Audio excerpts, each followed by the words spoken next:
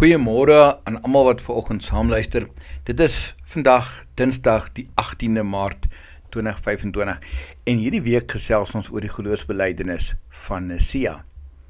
Nou hierdie belydenis is waarskynlik die geloofsbelijdenis wat die wydste in kerke dwars oor die wêreld aanvaar word.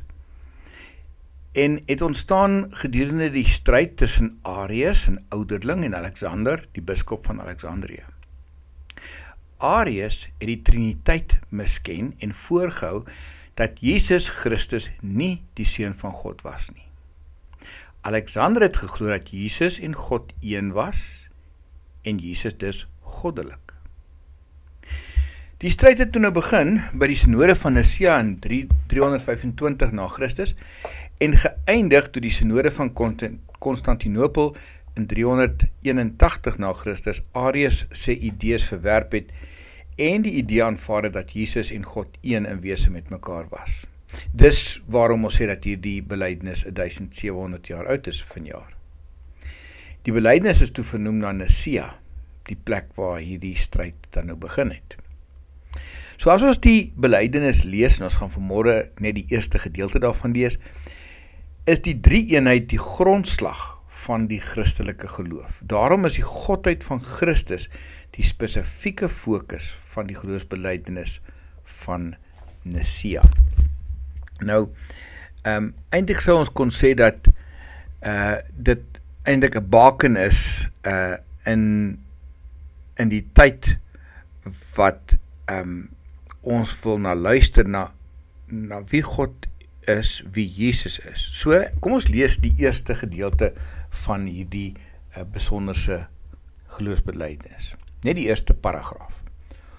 Ons glo in een God, die almagtige Vader, die skepper van hemel en aarde, van alle sienlike en onsienlike dinge, en in een Heer, Jesus Christus, die eniggebore Seun van God, gebore uit die Vader voor alle tye, God uit God, lig uit lig, waaragtige God uit waaragtige God, verwek, nie gemaak nie, een in wese met die Vader, deur wie alle dinge ontstaan het, wat terwille van ons, die mens, en terwille van ons saligheid neergedaal het uit die hemel, vlees geword het deur die Heilige Gees uit die Maagd Maria, en mens geword het, wat selfs vir ons gekruisig is onder Pontius Pilatus, gelei het en begrawe is, en op die derde dag opgestaan het volgens die skrifte, wat opgevaar het na die hemel en sit aan die regterhand van die Vader, wat weer sal kom met heerlikheid om te oordeel die wat nog lewe en die wat reeds gesterf het, wie se koningsheerskappy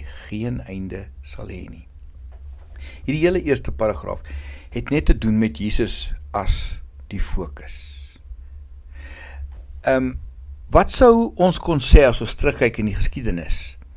Wat is op die spel? Athanasius sou sê, alles was op die spel. Waaroor het gegaan het, is die geloof in Christus. En daarom is die hele eerste paragraaf eintlik 'n hele fokus om te sê, God, die Vader, die Seun en die Heilige Gees is een.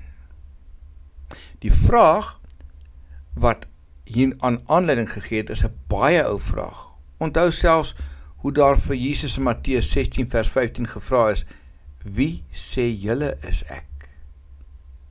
En dan die antwoord op hierdie vraag gee die skrif self. U is die Christus, die Seun van die lewende God. En omdat hy die Seun van die lewende God is, was hy God self. Eintlik as ons na hierdie hoofvraag in Nicea kyk en lees, dan moet dit ons eintlik baie nederig laat voel dat hierdie Here, wat so besonders is, op hierdie aarde tussen ons kom loop en beweeg het, soos ons.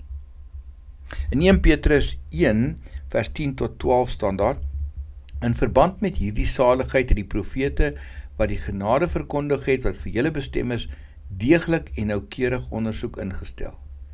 En dan sê hulle wat dit was. Die Gees van Christus wat in hulle was, het vooruit verkondig dat Christus moes ly en daarna verheerlik sal word, en hulle het probeer naspeur wat die tyd en die omstandighede sou wees wat die Gees bedoel het. Aan hulle is geopenbaar dat wat hulle geprofeteer het, nie vir hulle self bedoel was nie, maar vir julle. Nou het die wat die evangelie aan julle verkondig het, dit aan julle bekend gemaak deur die Heilige Gees wat van die hemel af gestuur is. Dit is dinge waarin selfs engele begeerig is om insig te kry. En dit alles wil net die hele tyd sê, die Vader, die Seun en die Gees is een. Drie enige God in wie ons glo. En hierdie belydenis van Nicea lyk soos 'n uitgebreide gedeelte van die apostoliese geloofsbelydenis. En dit is inderwaarheid, maar dit beklemtoon hierdie eenheid. Môre gesels ons verder daaroor. Here, onse God, Vader, Seun en Heilige Gees, ons gee aan U erkenning vir wie U is, en soos wat Nicea dit opgestel het, wil ons ook sê, dat U, Here, Jesus Christus, die Seun van God is, en dat U is, God uit God, lig uit lig, waaragtige God uit waaragtige God. Ons erken U daarvoor. Amen.